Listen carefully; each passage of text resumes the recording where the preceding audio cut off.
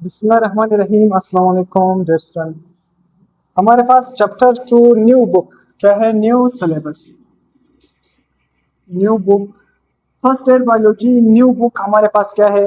Chapter 2 stem cell. देखो stem cell का आज लेक्चर नंबर लास्ट लेक्चर है, सबसे इंपॉर्टेंट लेक्चर है। अक्सर आपके बोर्ड के पेपर में इससे लॉन्ग क्वेश्चन भी बनता है, शॉर्ट क्वेश्चन भी और एमसीक्यूज भी। इंशाल्लाह इसको हम 5-6 मिनट में पूरा डिटेल से पढ़ेंगे, हर बेसिक हर कम्प्लेक्स पॉइंट डिस्कस करेंगे। सबसे पहले आते हैं मायोसिस। देखो इससे पहले आपको याद था, मैंने आपको क्या पढ़ा है? माइटोसिस। देखो मियोसिस और माइटोसिस में फर्क क्या है? देखो हमारे पास क्या था? एक माइटोसिस था और एक क्या है? मियोसिस। अब माइटोसिस हमारे पास क्या है? सिंपल माइटोसिस क्या है? Type of cell division. देखो आपने सिंपल याद रखना है, चाहे माइटोसिस हो, देखो टी वाला हो या मियोसिस, मियोसिस में कोई भी टी नहीं है, तो माइटोसिस हो या मियोसिस हो, दोनों क्या है हमारे पास? Type of cell division. मतलब क्या है? कोई भी सेल है ना, हमारी ग्रोथ होती है या नहीं, हम बड़े होते हैं या नहीं, तो ये किसकी वजह से? सेल डिवाइड होते रहते हैं। जब सेल डिवाइड होते रहते हैं तो हम क्या है? हमारी ग्रोथ डेवलपमेंट ये किसकी वजह से होती है? सिर्फ सेल डिवीजन की वजह से। तो देखो सेल डिवीजन, सेल दो तरह से अपने आप को डिवाइड करता है, एक मियोसिस के जरिए डिवाइड करता है और एक माइटोसिस के जरिए डिवाइड। अब माइटोसिस क्या है? ऐसा टाइप ऑफ सेल डिवीजन है जो सिर्फ और सिर्फ हमारे पास क्या है? सोमेटिक सेल में होता है। किस सेल में होता है? सोमेटिक। देखो सोमेटिक सेल का मतलब क्या है? सोमा का मतलब क्या है? बॉडी से। जो सोमा का मतलब क्या होता है? बॉडी। मतलब आसान अल्फाज में हमारे बॉडी के सेल में होगा। किस में होगा? बॉडी के सेल। अब बॉडी के सेल से मराद क्या? देखो मेरा उंगली कट गया, हाथ कट गया, ये यहाँ पर वापस जो न्यू सेल आएंगे, ये किसकी वजह से आते हैं? माइटोसिस के जरिए आते हैं। किसकी वजह से आते हैं? माइटोसिस। तो मेरी बॉडी के जो सेल है, सो मेरी बॉडी के सेल में कौन सा सेल डिवीजन होगा?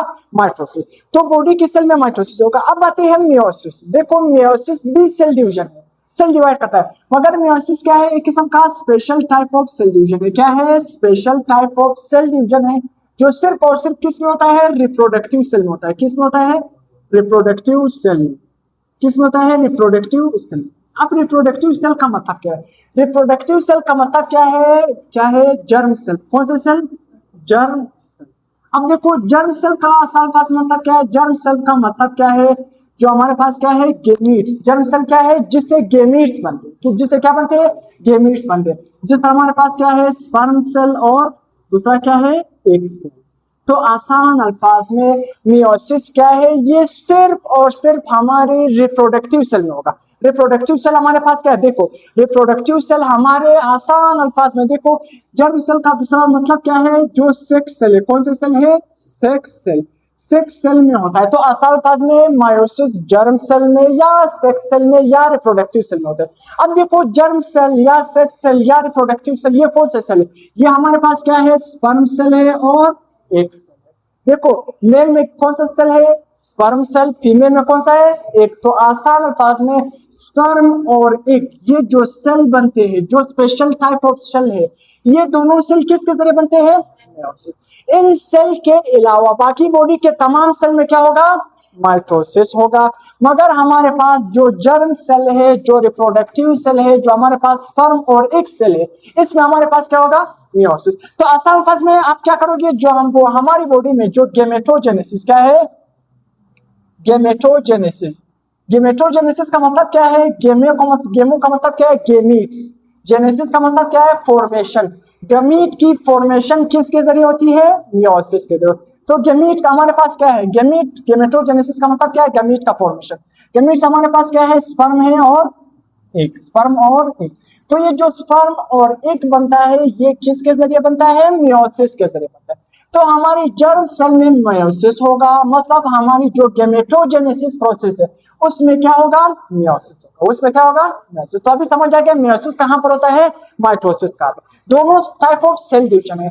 तो देखो जब क्या है? एडल्ट इंसान, एडल्ट ह्यूमन एडल्ट हो जाता है तो उसमें स्पर्म सेल की प्रोडक्शन स्टार्ट हो जाती है, उसी तरह एक सेल की प्रोडक्शन स्टार्ट हो जाती है। तो ये जो एक सेल डिवाइड करते रहते हैं, स्पर्म सेल डिवाइड करते रहते हैं, उसमें कौन सा सेल डिवीजन होता है? मियोसिस का सेल डिवीजन होता है। अब मियोसिस हमने समझ लिया कि किस सेल में होता है। अब देखो हमारे पास जो मियोसिस है, हमारे पास एक special type of cell division है। जब कोई भी डिप्लॉयड सेल, डिप्लॉयड का मतलब क्या है? जिसमें क्रोमोसोम की तादाद क्या होगी? डबल होगी। क्या होगी? डबल। तो 46 डबल का मतलब देखो मैं समझाता हूँ। हमारे पास जो नॉर्मल सेल है, हमारी बॉडी के सेल है, उसमें क्रोमोसोम की तादाद कितनी होती है? 46, 46 होती है। तो देखो एक हमारे पास सेल है जिसमें क्रोमोसोम की तादाद 46 है। अब इसमें मियोसिस होना है। अगर इसमें मियोसिस होगा तो ये कौन सा सेल होगा? या तो स्पर्म सेल होगा या तो एक सेल होगा। तो ये जो सेल डिवाइड करेगा मियोसिस के जरिए, तो इसके जरिए जो नए सेल बनेंगे या तो स्पर्म सेल बनेंगे या तो एक सेल बनेंगे, क्योंकि स्पर्म सेल और एक सेल बनते ही मियोसिस के जरिए। किसके जरिए बनते हैं? मियोसिस के जरिए बनते हैं। तो जब गेमेटोजेनेसिस होगा तो याद रखना मियोसिस ऐसा प्रोसेस है जिसमें एक डिप्लॉयड सेल क्या करेगा? जब डिवाइड करता है तो उसके नतीजे में 4 हेप्लॉइड सेल बनते हैं। एक सेल में जब डिप्लॉयड सेल में मियोसिस होगी तो उसके नतीजे में 4 डिप्लॉयड सेल बनेंगे। देखो 1 2 3 4, 1 2 3 4। तो हमारे पास मियोसिस ऐसा सेल डिवीजन है जिसमें हमारे पास क्या है? डिप्लॉयड सेल में एक डिप्लॉयड सेल के नतीजे में जब उसमें मियोसिस होती है तो उसके नतीजे में 4 हेप्लॉइड सेल बनते हैं। देखो यहाँ पर क्रोमोसोम की तादाद 46, जब उसके नतीजे में जब 4 सेल बने उसकी क्रोमोसोम की तादाद क्या है? 23। मतलब 46 का हाफ, आधा, उसको हम क्या नाम देंगे? 23। इसी वजह से हम मियोसिस का दूसरा नाम क्या रखते हैं? मियोसिस का दूसरा नाम रिडक्शन डिवीजन। क्या नाम देते हैं? रिडक्शन। क्या नाम देते हैं? रिडक्शन। क्या नाम देते हैं?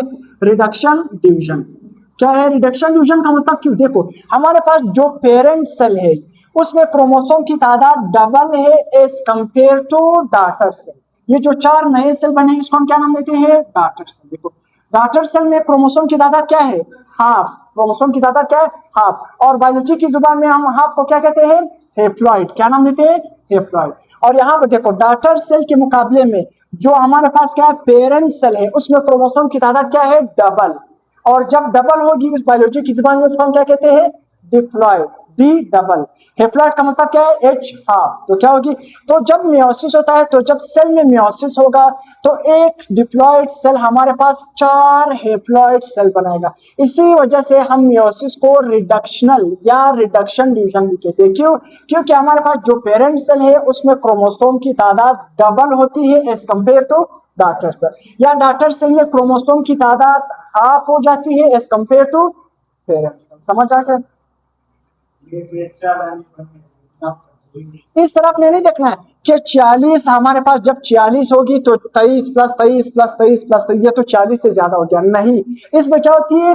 डिवीजन होती है। देखो मैंने आपको पहले बताया जब मियोसिस होगा या माइटोसिस होगा तो सबसे पहले जब कोई भी सेल डिवाइड करता है ना, मैंने आपको पहले एग्जांपल दिया था, यानी सेल साइकिल जब करेगा कोई भी सेल, जब सेल साइकिल में जाएगा तो हमारे घर में जब मेहमान आते हैं ना, तो मेहमान की आने से पहले हम क्या करते हैं? घर की सफाई तैयारी वगैरह सारे, देखो अम्मी वगैरह घर की तैयारी वगैरह, बहन वगैरह घर की तैयारी करते हैं या नहीं? मेहमान के लिए खाने बनाते। तो मेहमान की अच्छी तरह क्या है? मतलब प्रिपरेशन करते हैं बाद में। ऐसा नहीं मेहमान आ गए हम सारे बैठे रहते हैं सो रहे, इस तरह तो नहीं होता है ना। तो इसी वजह से जब कोई भी सेल डिवाइड करता है तो सबसे पहले चाहे उसमें मियोसिस करना हो या माइटोसिस करना हो तो दोनों से पहले सेल क्या करेगा? अपने आप को प्रिपेयर करेगा। मियोसिस करने वाला सेल भी क्या किस में जाएगा? इंटरफेस में जाएगा। उसमें G1 हमारे पास, एस फेज, G2 फेज, वहां पर क्या करेगा? अपने आप को पूरी तैयारी करेगा, प्रोटीन बनाएगा, ऑर्गेनेली बनाएगा, तमाम जब अपने आप को प्रिपेयर करेगा तो जिस सेल ने मियोसिस करना है वो मियोसिस सेल साइकिल करेगा, जिस सेल ने माइटोसिस करना है फिर बाद में क्या करेगा? माइटोसिस करेगा। सवाल वीडियो चल रहा है। तो इस तरह हमारे पास क्या है? मियोसिस होगी। अब देखो हमारे पास क्या है, तो समझ आ गया? तो देखो हमारे पास अब ये हमारे पास एक डिप्लॉयड सेल से 4 डॉटर सेल बने, तो आप क्या कहोगे? हमारे पास एक डिप्लॉयड सेल से 4 हेप्लॉयड सेल बने। अब देखो क्रोमोसोम की तादाद क्या होगी? डॉटर सेल में हाफ होगी। एक डिप्लॉयड सेल से कितने हेप्लॉयड सेल बने? 4 हेप्लॉयड। देखो मियोसिस में 2 डिवीजन होते हैं, एक मियोसिस 1 और एक मियोसिस 2। मियोसिस 2 बिल्कुल माइटोसिस की तरह है। मियोसिस 2 क्या है? Similar to mitosis. माइटोसिस अगर आपने अच्छी तरह पढ़ा हो तो मियोसिस 2 आपको ऑलरेडी आता है, आपने मियोसिस 2 से घबराना नहीं है। तो मैं मियोसिस 2 भी आपको थोड़ा बताऊंगा। तो मियोसिस 2 बिल्कुल किस तरह होता है? माइटोसिस की तरह। तो मियोसिस की कितनी डिवीजन है? एक मियोसिस 1 और एक मियोसिस 2, 2 डिवीजन। अब आते हैं, अब हमारे पास मैंने आपको पहले बता दी कि मियोसिस किस में होगा? जर्म सेल में होगा, या दूसरे अल्फाज में जर्म सेल का मतलब क्या है? Sex cell. सेक्स सेल कौन सा है? जिसमें स्पर्म और एग बनता है। देखो जब हमारे पास क्या है? स्पर्म और एग आपस में मिल जाएंगे तो उसके नतीजे में क्या बन जाएगा? जाइगोट बन जाएगा। फिर वो जाइगोट में क्या होगी, माइटोसिस। देखो स्पर्म होगा आपस में, स्पर्म किस चीज के जरिए बना, मियोसिस के जरिए बना। एक किस चीज के जरिए बना, मियोसिस। देखो स्पर्म मेल से आएगा, मतलब क्या है, अब्बू से आएगा, और एक किससे आएगा, अम्मी से आएगा। तो स्पर्म और एक जब आपस में मिल जाएगा तो जाइगोट। अब जाइगोट जब बन गया ना, तो जाइगोट में क्या होगी, माइटोसिस होगी। क्या होगी, माइटोसिस। अब ये इसमें जब माइटोसिस होगी तो माइटोसिस के नतीजे में इससे क्या है, न्यू इंडिविजुअल, क्या है, न्यू इंडिविजुअल, नया इंसान इस दुनिया में आएगा। अब देखो हमारे पास क्या है, स्पर्म सेल या एक सेल में होता है। अब देखो सबसे पहले हम मियोसिस वन, मियोसिस वन में सबसे पहला, उसी तरह प्रोफेज, मेटाफेज, एनाफेज, टेलोफेज, जिस तरह हमने मायोसिस में 4 फेज पढ़े थे, यहाँ पर भी वही फेज है। देखो प्रोफेज वन, आपने क्या करना है, हम मियोसिस वन को पढ़ रहे हैं तो यहाँ पर हम प्रोफेज के साथ क्या लिखेंगे, वन लिखेंगे। क्या लिखेंगे, वन। तो प्रोफेज वन सबसे लॉन्गर फेज है। ये क्या है, मियोसिस का सबसे लॉन्गर फेज है। तो देखो जब चलिए मियोसिस करना है तो मियोसिस से पहले वो इंटरफेज में जाएगा, तैयारी करेगा, तमाम डुप्लीकेशन करेगा, एस फेज में जाएगा। तो जब एस फेज में जाएगा, सेल की तैयारी होगी, डुप्लीकेशन ऑफ डीएनए, तमाम चीजें होगी, फिर क्या होगा, सेल मियोसिस स्टार्ट करेगा, प्रोफेज में आएगा। सही है, तो समझ आ गया यानी। तो सेल साइकिल स्टार्ट करेगा, कोई भी सेल ने सेल साइकिल स्टार्ट करना है ना, तो सेल साइकिल स्टार्ट करने से पहले वो अपने आप को प्रिपेयर करेगा। क्या करेगा, प्रिपेयर। वो सेल जिसने मियोसिस करना है, वो सेल जिसने माइटोसिस करना है, तो दोनों सेल पहले अपने आप को प्रिपेयर करेगा। दोनों सेल इंटरफेज में जाएंगे। किस में जाएंगे, इंटरफेज में जाएंगे। इंटरफेज में जब वो अपने को तमाम चीजें को डुप्लीकेट करेगा, बाद में वो क्या करेंगे, मियोसिस के, जो मियोसिस करेगा वो मियोसिस में जाएगा, जो माइटोसिस करेगा वो माइटोसिस में। तो प्रोफेज वन, अब इंटरफेज सब कुछ हो गया, सेल ने अपने आप को तैयार किया। अब सेल ने क्या करना है, डिवाइड होना है। जब डिवाइड होना है तो पहला फेज क्या है, प्रोफेज वन, लॉन्गर फेज।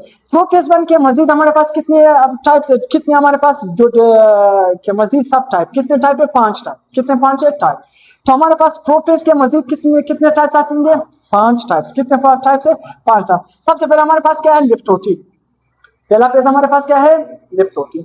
अब लिप्टोटीन सिंपल क्या है, देखो उसी तरह लिप्टोटीन प्रोफेज में हमारे पास क्या होगी, अगर जनरली आप याद रखोगे, प्रोफेज में क्या होगी, क्रोमोसोम की कंडेंसेशन होगी, जो न्यूक्लियर मेम्ब्रेन होगा वो डिसॉल्व होगा, न्यूक्लियोलस क्या होगा, डिसॉल्व होगा, क्रोमाटिन क्या होंगे, वहां पर 3 दागों की शक्ल होंगे, उसमें क्या होंगे, क्रोमाटिन किस में कन्वर्ट हो जाएंगे, क्रोमोसोम में। मतलब जो पहले क्या होंगे, क्रोमाटिन का मतलब क्या है, क्रोमोसोम दागे नमा होंगे। वो जब सेल डिवाइड करेगा, सेल डिवीजन के लिए अपने आप को तैयार करेगा, जब सेल डिवाइड करेगा तो दागे नमा क्रोमाटिन मोटे हो जाएंगे। जब मोटे हो जाएंगे उसको हम क्या नाम देंगे, क्रोमोसोम का नाम। क्या नाम, समझ आ गया, क्रोमोसोम।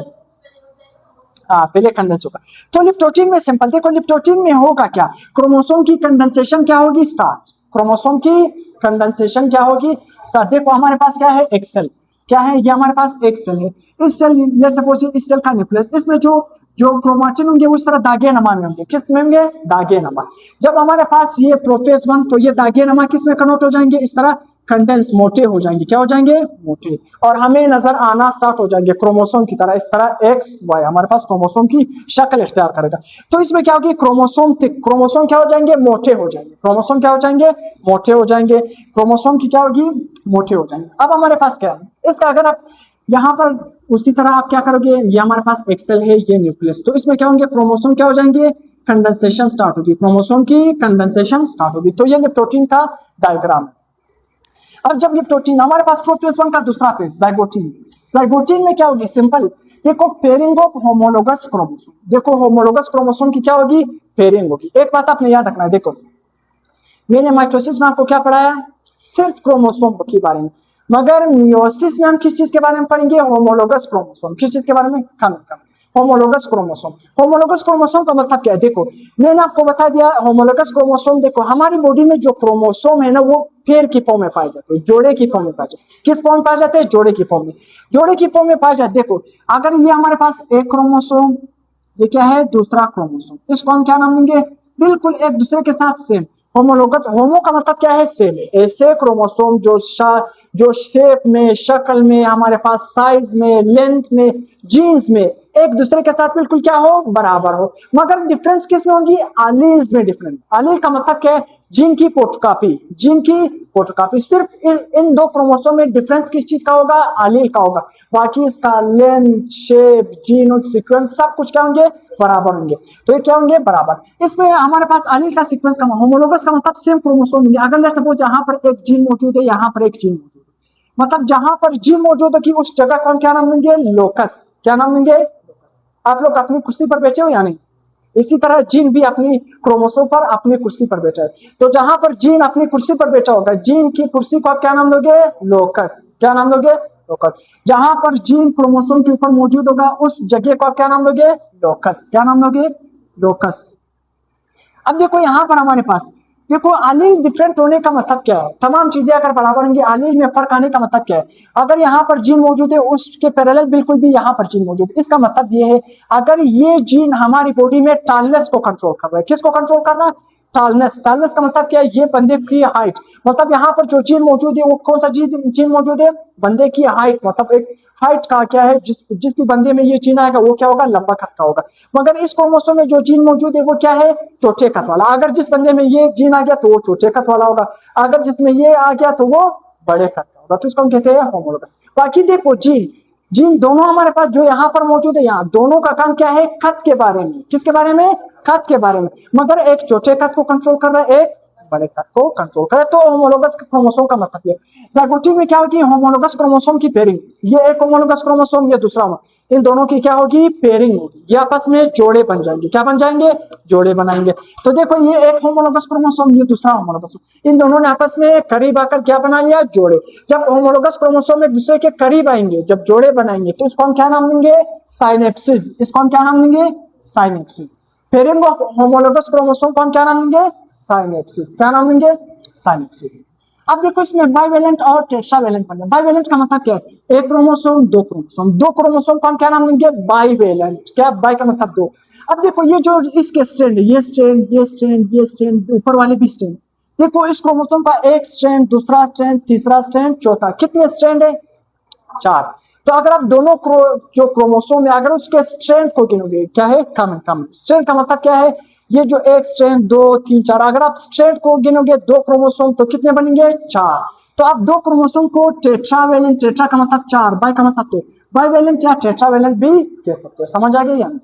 दोनों क्रोमोसोम के सिस्टर क्रोमाटिड, इसको हम क्या नाम देते हैं? Sister chromatid. ये क्या है? एक हमारे पास, ये दूसरा, ये तीसरा और ये चौथा।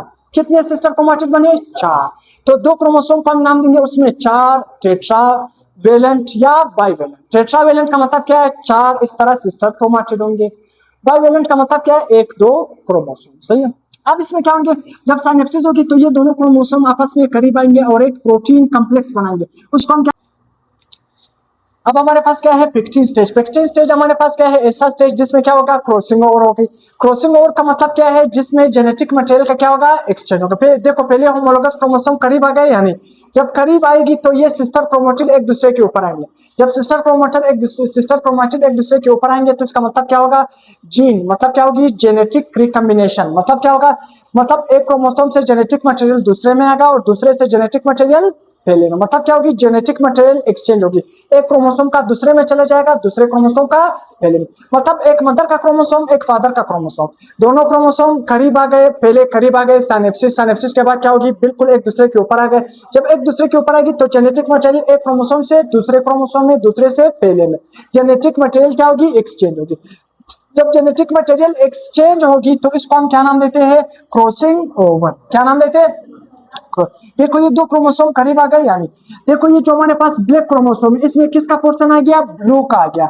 और उसी तरह ब्लू क्रोमोसोम में किसका आ गया? ब्लैक। इसी वजह से क्रॉसिंग ओवर की वजह से हम क्या है? एक दूसरे से मुख्तलिफ नजर आते हैं। हम एक दूसरे से मुख्तलिफ नजर आते हैं अगर हमारी बॉडी में क्रॉसिंग ओवर नहीं होगी। क्रॉसिंग ओवर ना होने की वजह से पूरी दुनिया के इंसान क्या होते हैं? सेम हो जाते हैं। पूरी दुनिया के इंसान क्या हो जाते हैं? सेम। सारे भाई एक जैसे होते हैं, सारी बहन एक जैसी होती है। इसी वजह से सेम पेरेंट के बच्चे सबसे, मतलब सारे एक दूसरे से मुख्तलिफ होते हैं। इसी वजह से मुख्तलिफ होती है क्योंकि उसमें क्या होती है? क्रॉसिंग ओवर होती है। अब डिप्लोटिन स्टेज। डिप्लोटिन स्टेज में क्या होगी? Homologous chromosome separate. ये जो होमोलोगस क्रोमोसोम करीब आ गए ना, जेनेटिक मटेरियल एक्सचेंज होकर अब ये एक दूसरे से अलग हो जाएंगे। क्या हो जाएंगे? अलग, सेपरेट हो जाएगी। और इस सेपरेशन को हम क्या नाम देते हैं? एक पॉइंट पर, एक ऐसा पॉइंट देखो, इस पॉइंट पर फिर भी ये एक दूसरे के साथ अटैच है।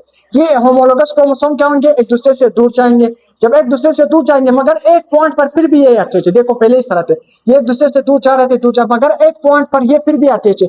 वो पॉइंट जिस पर ये होमोलोगस क्रोमोसोम अटैच है उस पॉइंट को हम क्या नाम देते हैं? कियास्मेटा। उस पॉइंट को हम क्या नाम देते हैं? कियास्मेटा। इसके बाद हमारे पास डायकिनेसिस। डायकिनेसिस क्या होगा? दोनों क्रोमोसोम फुली एक दूसरे से अलग हो जाएंगे। कियास्मेटा भी खत्म हो जाएगा, क्रोमोसोम दूसरे से फुली अलग, मतलब क्रोमोसोम क्या होगा, इसमें डाइकिनेसिस ऐसा स्टेज है जिसमें क्रोमोसोम फुल कंडेंस हो जाएंगे, फुल मोटे हो जाएंगे, सही है, फुल कंडेंस हो जाएंगे, स्पिंडल फाइबर बन जाएंगे, न्यूक्लियर मेम्ब्रेन और न्यूक्लियोलस भी क्या हो जाएगा, डिसअपेयर हो जाएगा, क्या हो जाएगा, खत्म हो जाएगा। अब आते हैं दूसरा, देखो हमारे पास क्रोमोसोम एक दूसरे से अलग हो गए या नहीं, क्रोमोसोम अलग हो गए, स्पिंडल फाइबर भी बन गए, यानी सेंट्रियोल अपोजिट पोल पर चले गए, जो यहाँ पर इस तरह न्यूक्लियस था ना, न्यूक्लियर मेम्ब्रेन था, वो भी क्या हो गया, खत्म हो गया, यहाँ पर न्यूक्लियोलस पाया जाता, वो न्यूक्लियोलस भी क्या हो गया, डिसअपेयर हो गया, क्या हो गया, डिसअपेयर। अब आता है दूसरा स्टेज, दूसरा स्टेज में ऐसे इसका मेटाफेज 1 कहते हैं, मेटाफेज 1, प्रोफेज 1 खत्म, मेटाफेज 1, मेटाफेज 1 फिर से उसी तरह होमोलोगस क्रोमोसोम, देखो माइटोसिस में सिर्फ क्रोमोसोम, जबकि मेटाफेज 1 मतलब मियोसिस में, मियोसिस का मेटाफेज और माइटोसिस का मेटाफेज में फर्क क्या है, मियोसिस में होमोलोगस क्रोमोसोम क्या है, इक्वेटर प्लेट पर जमा हो जाएंगे, जबकि माइटोसिस में सिर्फ क्रोमोसोम क्या होंगे, इक्वेटर प्लेट पर जमा होंगे। देखो क्रोमोसोम के जोड़े यहाँ पर देखो बिल्कुल लाइन में जमा हो गए, यानी एक लाइन में जमा होगा। देखो मेटाफेज में क्या होगा, क्रोमोसोम बिल्कुल तरतीब से दरमियान में इस तरह इक्वेटोरियल प्लेट पर, इस तरह देखो इक्वेटोरियल प्लेट पर क्या होंगे, जमा हो जाएंगे होमोलोगस क्रोमोसोम। देखो होमोलोगस क्रोमोसोम का मतलब क्या, क्रोमोसोम के जोड़े इक्वेटोरियल प्लेट पर जमा हो जाएंगे, इसको हम कहते हैं मेटाफेज 1। मेटाफेज 1 के बाद क्या होगा, एनाफेज। एनाफेज में क्या होगा, ये जो होमोलोगस क्रोमोसोम है ना, ये एक दूसरे से अलग हो जाएंगे, एक दूसरे से अलग हो जाएंगे, क्या हो जाएंगे, अलग। एनाफेज में क्या हो गया, upward movement of the homologous chromosome, centromere not split. देखो इसमें सिंपल क्या होगी, एनाफेज में सेंट्रोमेर स्प्लिट नहीं होगा, सेंट्रोमेर स्प्लिट होने का मतलब, ना होने का मतलब क्या है, देखो आधे क्रोमोसोम एक में जाएंगे, आधे दो होमोलोगस क्रोमोसोम इस तरह, तो एक क्रोमोसोम एक में जाएगा, दूसरा क्रोमोसोम दूसरे में जाएगा। सेंट्रोमेर का मतलब क्या है, ये जो सेंटर पॉइंट इसको हम कहते हैं सेंट्रोमेर। माइटोसिस में क्या होता है, इस सेंट्रोमेर, ये सेंट्रोमेर ब्रेक कर जाता, आधा क्रोमोसोम ऊपर चला जाता, आधा क्रोमोसोम नीचे। इसमें इस तरह नहीं, एक क्रोमोसोम कंप्लीट एक सेल में, एक क्रोमोसोम कंप्लीट दूसरे सेल में। अब हमारे पास क्या है, देखो हमारे पास देखो एक क्रोमोसोम ऊपर की तरफ चला गया और एक क्रोमोसोम नीचे की तरफ, मतलब क्रोमोसोम अलग हो गए। अपवर्ड मूवमेंट ऑफ क्रोमोसोम का anaphase, separation of homologous chromosome. देखो एनाफेज में होमोलोगस क्रोमोसोम की क्या होगी, सेपरेशन होगी, होमोलोगस क्रोमोसोम सेपरेट हो गए। अब इसके बाद क्या है, लास्ट फेज, टीलोफेज।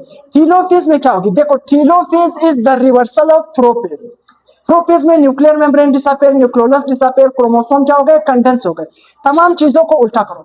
जो टीलोफेज होगा, टीलोफेज में वापस क्या होगा, न्यूक्लियर मेम्ब्रेन आएगा, न्यूक्लियोलस बनेगा, उसी तरह क्रोमोसोम वापस क्या होंगे, दागे नमा करेंगे। क्या है, क्रोमोसोम पहले कंडेंस है ना, मोटे हो गए, अब क्रोमोसोम वापस दागे नमा पर जाएंगे, क्या हो जाएंगे, दागे। देखो इसके देखो न्यूक्लियस मेम्ब्रेन आ गया, सॉरी न्यूक्लियर मेम्ब्रेन आ गया, यहाँ पर भी न्यूक्लियर मेम्ब्रेन आ गया, ये हमारे पास सेंट्रियोल है।